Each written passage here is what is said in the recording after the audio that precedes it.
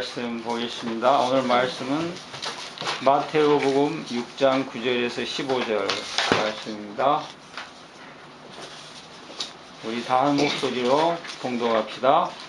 그러므로 너희는 이렇게 기도하라. 하늘에 계신 우리 아버지여, 이름이 거룩히 여김을 받으시오며 나라가 임하옵시며 뜻이 하늘에서 이루어진 것 같이 땅에서도 이루어지이다. 오늘 우리에게 일용할 양식을 주시옵고 우리가 우리에게 죄 지은 자를 사하여 준 것 같이 우리 죄를 사하여 주시옵고 우리를 시험에 들게 하지 마시옵고 다만 악에서 구하시옵소서. 나라와 권세와 영광이 아버지께 영원히 있사옵나이다. 아멘. 오늘이 주기도문 7번째입니다. 벌써 이주했어요. 전주 내용은요, 이게 죄의 그 용서의 문제였습니다. 이 죄의 문제에서 자유할 사람은 아무도 없을 겁니다. 결국은 종말적으로 이제 주님 앞에서 서게 되는데, 그때 영생을 누리기 위해서는요, 이제 우리 하나님께 용서를 받아야 되는 중요한 문제입니다.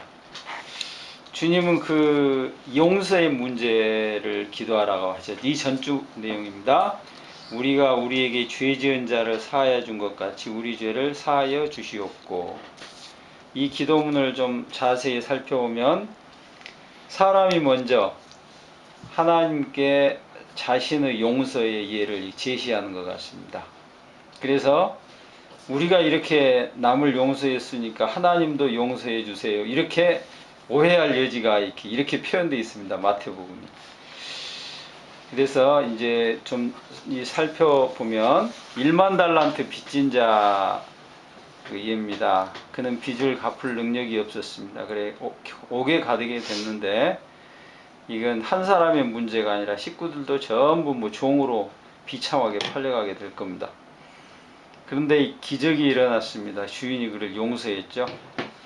이 엄청난 빚을 진 이 사람은 실은 다른 길이 없었습니다. 자신이 그 주인에게 용서받는 길 외에 다른 살 길이 없었죠. 그때 길이 열린 겁니다. 그렇게 용서받고 나오는 게, 그가 100데나리온 빚진 자를 만났습니다. 그는 그를 용서하지 않고 돈 갚으라고 이제 목에 가두었죠. 이 말을 들은 주인이 1만 달란트를 갚으라고 다시 요구했습니다. 그러면서 그 주인이 그에게 한 말이죠. 내가 너를 불쌍히 여긴 같이 너도 내 동료를 불쌍히 여김이 마땅하지 아니하냐.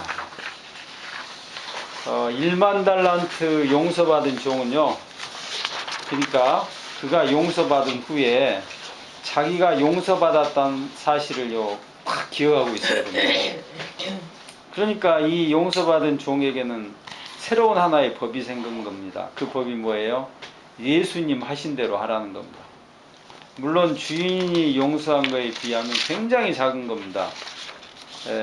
1만 달란트가요 5천만 분의 100이 1데나리온이래요.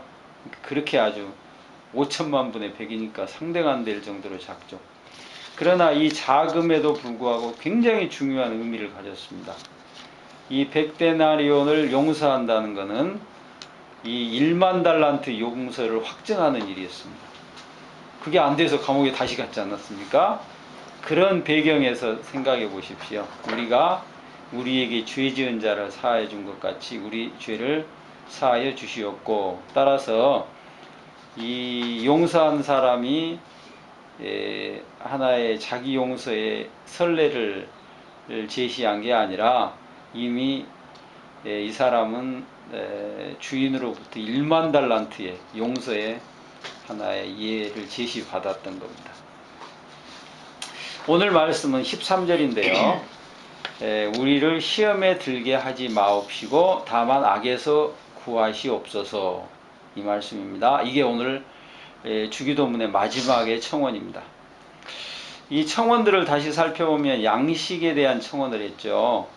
하나님께 양식을 달라는 거, 이거 치명적이잖아요. 사람에게 양식은 생명입니다. 그 다음에 용서 이 전주였죠. 이것도 역시 종말에 하나님의 용서를 받지 못하면 영생을 누릴 수 없습니다. 아주 치명적이죠. 그래 죄의 용서를 청원했던 겁니다. 이제 우리가 오늘 내용은 뭐냐면 우리 공동체를 두고 이 공동체가 시험에 우리를 다시 뭐 공동체죠.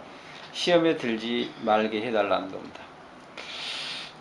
우리 한번 공동체를 생각을 해봅시다. 아침에도 잠시 그런 이야기를 했었는데 그 서울대학교 아주 저명한 그 교수지 않습니까? 그 사람이 위안부를 두고 스스로 자기가 원해서 돈 벌러 전쟁터에 갔다.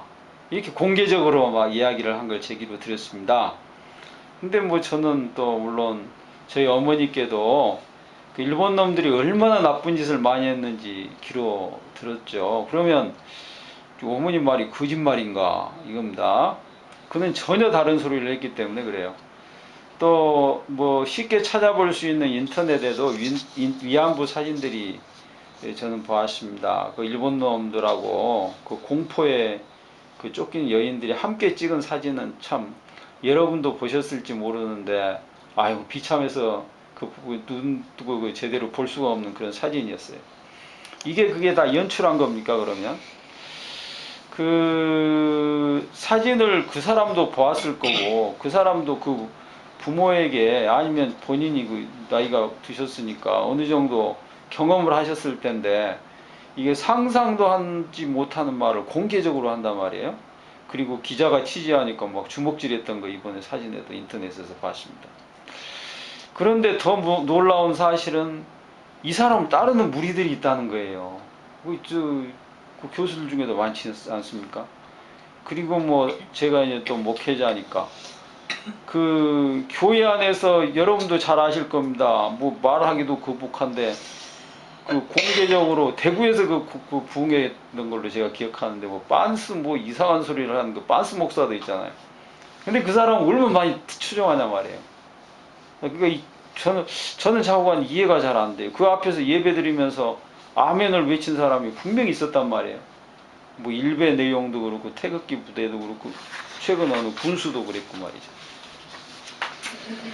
그리고 또 뭐 300명에 이르는 아이들이 물에 수장되잖아요. 저도 처음부터 그걸 봤어요. 그 연락이 안 된다는 게 이상해요. 뭐 안 보고 뭐고 저는 그 문제가 아니라 평민이 나도 다 보고 있었는데 그 시간에 말이죠. 이건 말이 안 되는 순간입니다. 그 순간에 머리를 올리고 있었다고 대통령이 하니까 그 다음에 그 또 정보를 다 왜곡하고 있었지 않습니까? 이제 저는 이 문제를 가지고 이 우리라는 공동체를 좀 생각해 본 적이 있습니다. 이게 이해가 안 가지 않습니까? 우리라는 이 집단 말이에요. 제가 감정적으로 이 사람들을 비난하려는 게 아닙니다. 이게 해석이 안 돼요, 저는. 그러니까 이거 뭐 얘들 한 명도 안 빠져나왔다며요. 300명 가까운 아이들이 그렇게 했으니까. 그것도 구해주지 않고 밖에서 구경만 했으니까. 제가 이게 감정으로 비난하는 게 아니라 이게 저는 진짜 그렇게밖에 해석이 안 돼. 영적 문제다. 이 귀신 들렸다. 저는 그렇게 해석했어요. 아니면 상식으로 설명이 안 되는데 어떡할 겁니까? 응? 그래서 지금 이 마지막에 이 주기도문의 청원입니다. 그건 어때요? 공동체의 영적인 문제를 다루고 있다는 거예요. 그걸 기도하라는 겁니다. 그러니까 이런 하나의 영적 문제는 뭐 욕을 한다고 되는 것도 아니고 벌금 물린다고 되는 것도 아니고 옥에 가둬도 되는 거 아니고 뭐 교육을 시켜도 그 사람들 다 뭐 서울대 나오고 말이죠. 아주 공부 잘하는 사람들 아니에요. 이게 해결이 안 된단 말이에요. 이 영적 문제는 그래서 이제 오늘 주기도문에도 어때요? 하나님께 기도 드림으로써 바로 대안을 내라는 겁니다. 이게 당장 실은 우리 현실 문제예요. 이 공동체가 시험에 들지 않게, 그러니까 내 개인이 아니라 그렇잖아요. 우리가 시험에 들지 않도록 그렇게 이야기하지 않습니까? 그러니까 더 쉽게 설명하면 이런 건 우리 잘 알고 있죠. 뭐 정신병 걸리면 병원에 개인적으로 가지 않습니까? 그리고 뭐 수용하고 투약하고 그렇죠. 근데요, 이 집단이 정신병이 걸리는 경우가 있습니다. 아까 위안부 이야기도 했지만 그게 일본이라는 집단이 공동체가 이게 정신병이 걸린 거 아니에요. 2차 대전도 그렇지 않습니까? 독일이 말이죠. 이게 그 집단이 공동체가 정신병이 든 거 아니에요. 그러니까 이런 시각에서 이제 세상은 정신병으로 이야기하겠지만 목사인 저로서는 오늘 성경의 말씀과 같이 영적 사건입니다. 뭐 또 적나라하게 표현하면 귀신 들렸다고 밖에는 이렇게 이야기할 수가 없는 겁니다. 거기에 대해서 반드시 기도하라 이겁니다. 따라서 이 공동체를 두고 이제 기도한다는 것은 이런 하나의 전제를 갖고 있는 거죠. 이 공동체 자체가 말이죠, 영적으로 운영된다는 겁니다. 그러니까 진화론이나 창조론의 그 가장 결정적 차이를 말하면 당연히 하나님이 전제되어 있는 것이고 하나는 전제되어 있지 않은 겁니다. 창조론은 철저히 하나님이 전제되어 있죠. 그 역사를 그렇게 설명을 합니다. 그런데 진화론은요, 철저히 하나님 없이 설명합니다. 이게 우리 이 세대 자체가 이런 그 교육을 철저히 받고 있기 때문에 우리 공동체가 영적이다. 따라서 이 공동체를 위해 기도가 필수적이다. 이렇게 말했을 때 이해가 어렵다. 이겁니다. 그런데 우리 공동체는 대단히 영적이라는 거죠. 따라서 이 네 번째 첨언은 뭐예요? 우리 공동체를 위해서, 우리를 위하여 영적인 작업, 즉 기도를 하라는 겁니다. 우리의 이 공동체를 위한 기도를 통해서 공동체가 뭐예요? 내용성이 결정된다. 이거죠. 이렇게도 볼 수 있다면 공동체를 위한 기도가 없기 때문에 300명의 아이들이 수장되어 죽어가는데 머리 올리고 앉아있는 사람이 있단 말이에요. 그걸 또 지지하는, 태극기를 들고 지지하는 사람도 있고, 그 고급 공무원들은 그걸 증거를 없애기 위해서 서류 절삭기를 갖다가 그냥 싹 없애버리고 있고 말이죠. 이 공동체가 이렇게 위험하게 되었다. 이런 사실입니다. 우리 일반 사람들은 이렇게 되게 무신론적으로 생각했어요. 우리가 이성이 제대로 작동하면 이 공동체가 제대로 잘 굴러갈 거다. 이렇게 믿지 않았습니까? 근데 이것은요, 진화론을 주장한 아주 무신론적 생각입니다. 하나님께서 이 공동체에 역사하지 않으시면 이 공동체가 이렇게 아주 상식을 벗어나게 되어 있다. 따라서 공동체를 위해서 우리를 위하여 기도하라는 겁니다. 따라서 영적인 이러한 작업이 없는 공동체는 파멸하게 될 겁니다. 또 이렇게 주님께서 공동체를 위해서 기도하라고 말씀하신 것은 이제 또 다른 하나의 이유가 있는데, 이 공동체가 스스로 자신의 문제를 해결할 수 없다는 겁니다. 저도 생물 시간에 기억하는데 암모니아하고 뭐 물하고 뭐 있어요, 몇 개지. 그래가지고 번개가 치니까 단백질 생기고, 단백질이 그 다음에 바이러스가 됐겠죠. 이 고도의 정밀한 사람까지 진화했다. 이런 걸 저도 배운 적이 있는데, 이거는 가장 비과학적인 현대과학의 가설입니다. 꼭 반대로 말이죠. 고도의 정밀한 사람이 번개 맞으면 어떻게 죽어요. 그럼 분해돼 흙이 된다. 이게 과학적인 겁니다. 그게 뭐 연력학 이법칙이에요, 그게. 우리라는 그 공동체도 하나님이 계시지 않는데 이런 가설처럼 스스로 발전할 수가 없다. 이겁니다. 근데 세상은 전혀 그렇게 생각하지 않죠. 따라서 우리가 기도하지 않고 놔두면요, 이 공동체는 망하게 돼 있다고 할 수 있습니다. 그런데 여기에서 이제 우리가 시험에 빠지지 않게 이제 기도하는데, 이 시험이라는 말이요, 두 가지 내용을 이룬다 그래요. 한 가지는 유혹, 그걸 시험이라 그럽니다. 다른 한 가지는 이제 검증하는, 그걸 시험이라 그래요. 뭐 쉽게 그 학교에서 시험 본다 뭐 이런 겁니다. 이렇게 검증하는 거잖아요. 그 유혹하는 게 아니잖아요. 근데 이게 언어가 헬라어, 히브리어, 우리 한글까지도 이 두 가지를 내용을 가진 것을 한마디 시험이라는 이 시험이라고 하는 이 단어로 표현을 한대요. 그죠? 그러니까 예를 들면 학교에서 영어 시험 본다, 이 검증했다는 그 내용입니다. 그리고 예를 들어서 돈의 유혹을 받았다, 그랬다, 돈 문제로 시험 들었다, 이렇게 시험이란 말을 같은 단어로 이게 사용한단 말이죠. 그러다 보니까 이제 우리도 혼란스러운데, 예를 들어서 영어 시험, 수학 시험 같은 거는요, 그 사람에게 부담되는 거는 사실이지만 이런 시험이 있기 때문에 학생들이 영어 수학 실력이 느는 겁니다. 시험. 그래서 성경에도 야고보서의 내용입니다. 내 형제들아, 너희가 여러 가지 시험을 당하거든 온전히 기쁘게 여기라. 이는 너희 믿음의 시련이 인내를 만들어내는 줄 너희가 아니라. 인내를 온전히 이루라. 이는 너희로 온전하고 구비하여 조금도 부족함이 없게 하려 함이라. 그러니까 사람이 이런 고통스러운 시험을 당하는 것이 유익이다. 이게 야고보서 이야기예요. 그죠? 그러니까 왜 유익이에요?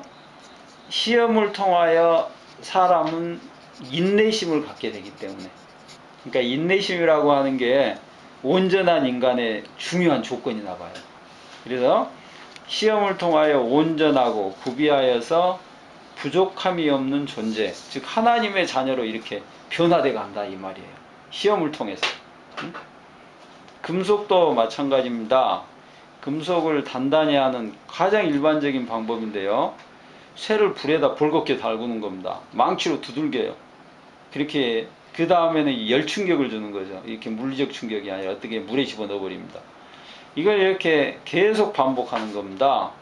금속으로서는 불에 들어갔다가 두들겨 맞았다가 물에 들어갔다가. 근데 이런 시험을 통해서 금속의 질이 바뀌어요. 그 사람도 마찬가지입니다. 사람은 싫겠지만 불에 들어갔다가 두들겨 맞았다가 물에 들어갔다가, 이제 그렇게 하면은 사람이 한 1mm 정도, 사람은 본래 완악하니까 하나님 나라에 가까워지는 거죠. 그렇게 하나님의 나라 백성으로 이렇게 질이 바뀌어가는 겁니다. 그래서 성경이 뭐라 그래요? 시험을 당하거든 기쁘게 여기라, 이렇게 이야기해요. 하지만 우리라는 이 공동체가 지금 악한 자로부터 당하는 유혹이라는 시험도 있습니다.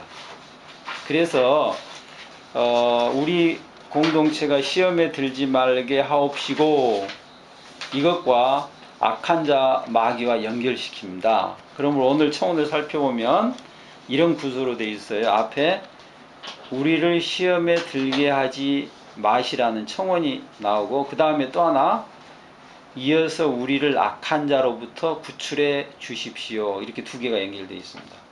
그러니까 우리를 시험에 들게 하지 마옵시고 다만 악에서 구하옵소서, 이겁니다. 이 유혹의 시험은요, 이렇게 뭐예요? 악한 자와 이 인격적으로, 그러니까 의지적으로 연결되어 있다는 겁니다. 그래서 며칠 전에 제가 인터넷에서 봤는데, 그 미국 학교인 것 같아요. 카톨릭 학교인데요, 이 해리포터 시리즈를 금서 조치를 내렸대요. 그 도서관에서 싹 없애버린 겁니다. 이걸 그 근거를 제시하는데, 이게 미국 로마의 퇴마사들, 그러니까 마귀 쫓아내는 전문가들의 조언입니다. 그 내용이 이겁니다. 해리포터 책 속에는 선과 악이 제시되지만 그 안에서 선악이 제시되잖아요. 근데 그 기준이 실은 교묘한 속임수라는 겁니다. 그리고 그들이 쓰는 저주와 주문은 실제로 존재하는 저주 주문이래요. 그래서 아이들이 읽게 되면요, 악령을 불러올 수도 있다. 이게 그 내용입니다. 그러니까 우리는 영적인 실제를 인정하는 거고, 여기에 대해서 물론 동의하죠. 우리 앞에는요, 두 영적인 실제가 있습니다. 물론 하나님이라는 영적 실제가 계시고요, 또 우리를 유혹함으로 망하게 하는 악의 실제가 있는 겁니다. 이 두 영적 실제에 의해서, 그리고 우리 공동체의 정체성이 결정되는 겁니다. 이 문제를 두고 반드시 기도해야 할 이유가 있는데, 우리라는 공동체가 이러한 유혹에 언제나 노출되어 있다는 겁니다. 지금도 보고 있어요, 우리를. 그죠? 그러니까 이러한 유혹 앞에 우리가 벌거벗고 있기 때문에, 이러한 유혹의 대전제하에서 우리는 어떻게 해요? 공동체를 위해서 항시 기도해야 할 당위성을 갖고 있다는 겁니다. 책상 위에 컵이 하나가 이제 우리도 있는데 컵이 놓여 있습니다. 이것이 빈 컵이라면 컵 속에 아무것도 안 들어 있습니까? 그게 아닙니다. 그 속에 공기가 있습니다. 자연 상태에서 진공으로 비어있게 하는 건 불가능합니다. 자, 이 컵에 그런데 공기를 비우는 법이 있는데 거기다 물을 채우면 됩니다. 이 공동체가 이와 같다는 겁니다. 그 안에 하나님이 차 계시냐 마귀가 차 있느냐 이겁니다. 그것은 진공의 상태가 있을 수 없기 때문에 그렇습니다. 따라서 신앙에는 어때요? 그 안에 하나님으로 채워지도록 작업을 하는 겁니다. 기도하라는 거예요. 시험에 들지 말게 기도하라는 겁니다. 다른 말은 즉 뭐예요? 악한 자로부터 구출하라. 아까 우리 13절의 말씀과 같이 그겁니다. 시험으로부터 보호하달라는 말은 이퀄 악한 자로부터 구출해달라. 그 말과 동일하다는 거죠. 이 악한 자의 유혹에 있어서 사람에게는 대안이 없다는 겁니다. 인간에게는 그런 영적 능력이 없어요. 대안은 오직 하나님을 의존하는 것 뿐입니다.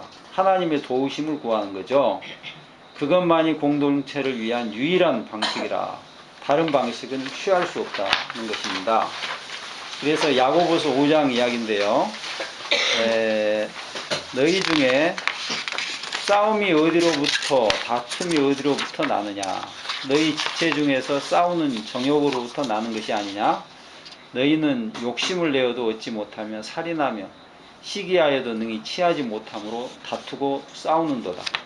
너희가 얻지 못하면 구하지 아니하기 때문이요 구하여도 받지 못하면 정욕으로 쓰려고 잘못 구하기 때문이라. 야고보서 5장 1절입니다. 싸움판이 일어나는 것의 이유는 어때요? 기도라는 방식을 취하지 않기 때문에 그렇다는 겁니다. 또 기도를 해도 안 되는 것은 기도의 내용이 잘못됐기 때문이다. 이게 야고보서의 말씀입니다. 그러므로 하나님께 우리라는 공동체를 이 악한 자로부터 구출하여 줄 것을 기도하라는 겁니다.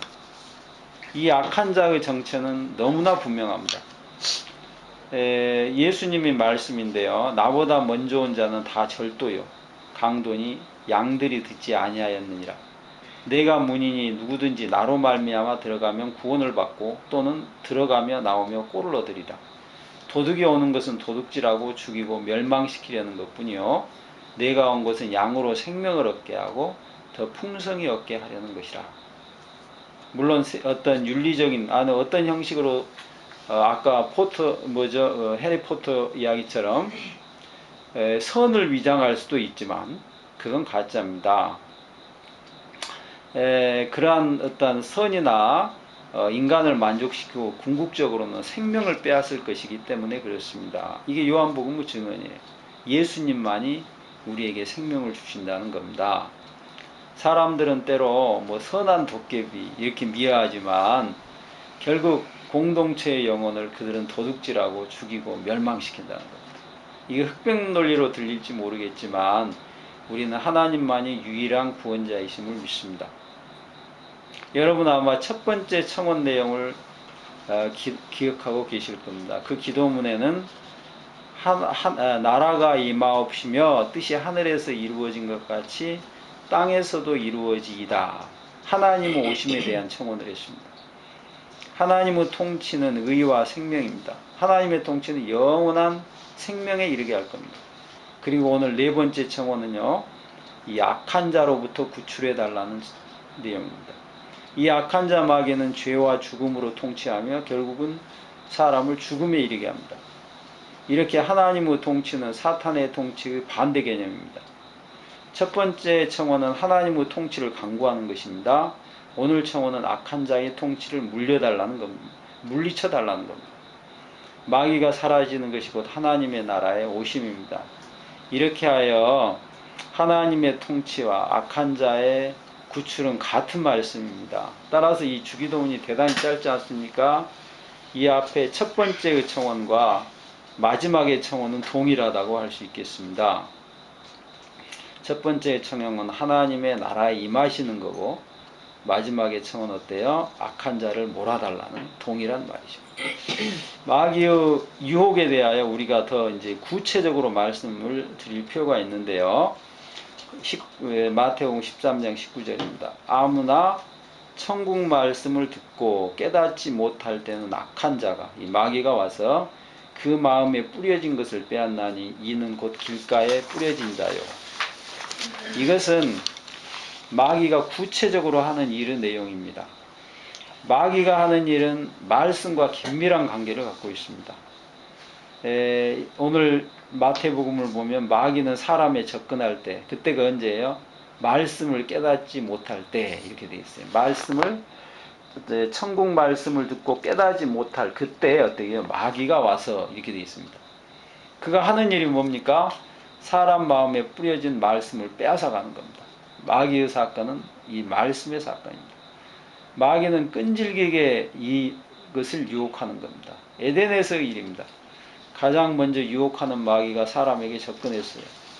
그가 관심한 게 있습니다. 하나님의 말씀입니다. 아담과 예브에게 뿌려진 그 말씀을 빼앗는 겁니다. 그리고 인간에게 죽음에 온 것입니다. 그런데 사람은 이 마귀를 대적할 힘이 없습니다. 스스로 이 마귀를 대적하겠다는 시도 자체가 교만입니다. 사람은 스스로 진공상태에 머물러 있을 수 없습니다. 마귀의 종이 되든 하나님의 전적의 힘을 의지하든 둘 중에 한 상태가 될 겁니다. 이렇게 어떻게 보면 우리의 신앙의 실은 좀 복잡한 문제입니다. 예수님을 통하여 구원을 얻었다. 그러면 우리 생각에는 이제 마귀와 상관없다. 이렇게 간단하면 좋은데 예수님을 믿음에도 불구하고 마귀가 동시에 역사할 수 있다. 이렇게 복잡해진 겁니다. 근데 우리는 영적 현실을 바로 이해하셔야 됩니다. 예수께서 초림하심으로 하나님의 나라가 시작된 겁니다. 그리고 하나님의 나라는 종말의 순간에 어떻게 해요? 완성되는 겁니다. 우리는 지금 그 종말에 있지 않습니다. 물론 이 하나님의 나라는 그 종말의 순간에만 있는 것은 아니지요. 예수님이 귀신 들려 눈 멀고 말 못하는 사람을 고쳐주신 적이 있죠. 사람들은 이 일을 두고 예수님을 귀신의 왕 바알세불이 힘입었다고 비난했습니다. 그때 예수님이 하신 말씀입니다. 그러나 내가 하나님의 성령을 힘입어 귀신을 쫓아내는 것이면 하나님의 나라가 이미 너희에게 임하였느니라. 하나님의 나라가 현재한다는 겁니다. 하나님의 나라가 이미 그들에게 임해 있다는 겁니다. 영어에는 Then the kingdom of God, 하나님의 나라가 has come upon you. 이게 have pp 고등학교 때 많이 외운 겁니다. 완료되어 있다는 겁니다. 하나님의 나라. 여러분 안에 이미 하나님의 나라가 있다는 겁니다. 하지만은 그 나라는 완성된 건 아닙니다. 예수님의 재림이 때 그 나라가 완성될 겁니다. 따라서 이 세상의 상황은요, 여전히 마귀가 왕노릇을 하고 있는 겁니다. 이렇게 마귀가 통치하는 세상에서 우리는 참 어려운 삶이죠. 하나님 백성으로 사는 겁니다. 세상 나라를 하나님의 법을 따라서 사는 거죠. 예수님께서 그 예를 우리에게 실제로 보여주셨습니다. 예수님은 이 세상을 사시는데 우리와 다른 법을 따르며 살고 계셨습니다. 예를 들어서 그는 원수를 사랑하라고 말씀하죠. 이건 세상법이 아닙니다. 한국에는요, 사거리에 스탑사인이 없어요. 따라서 신호등이 없는 데에서는요, 사거리에 가면 반드시 운전사는 좌우를 사방을 살피고 스탑했다가 가게 되어 있습니다. 근데 미국에는 스탑사인이 있습니다. 네 거리 중에도요, 스탑사인이 있는 곳이 있고 없는 곳이 있어요. 만약에 길을 가다가 스탑사인도 없는데 사거리라고 길을 살핀다고 쓰잖아요. 그럼 뒤에서 받아버려요. 굉장히 혼란스러운 거죠. 그러니까 한국에서는 안 서면 위반인데 미국에서는 서면 위반이에요. 그래서 제가 그 운전면허 따다가 딱 집어서 한번 떨어졌어요. 하나님의 사람들이 복잡하게 된 이유는 이 세상 나라인데 하나님의 나라 법을 따라 살아야 하기 때문에 그래요. 하나님 법을 지키려다가 때로 세상에게 여지없이 뒷공무니를 박힌 경험을 여러분들이 갖고 있을 겁니다. 이런 갈등의 상황이 끝나도록 하나님의 나라가 속히 오기를 기도하는 겁니다. 우리가 예수님을 통해 고백하느니 하나님의 나라는 종말의 때에 완성될 겁니다. 현재는 어때요? 구원의 첫 열매다고 말씀드릴 수 있습니다. 이런 오해의 대표적인 케이스가 구원파입니다. 그들은 구원의 날짜를 물어보지 않습니까? 그리고 구원파들은 그 구원이 실제로 완성된 걸로 생각합니다. 그 다음에는 회개할 필요가 없다는 겁니다. 이게 구원파의 그 이단의 내용이에요. 근데 현재 예수님을 통하여 구원이 완료된 것이 아닙니다. 예수님이 재림하심으로 그 나라는 완성될 겁니다. 우리는 공동체를 위해서 기도해야 됩니다. 정말 이 땅의 어떤 것도 하나님의 계획 없이 선한 결과를 낼 수 없습니다.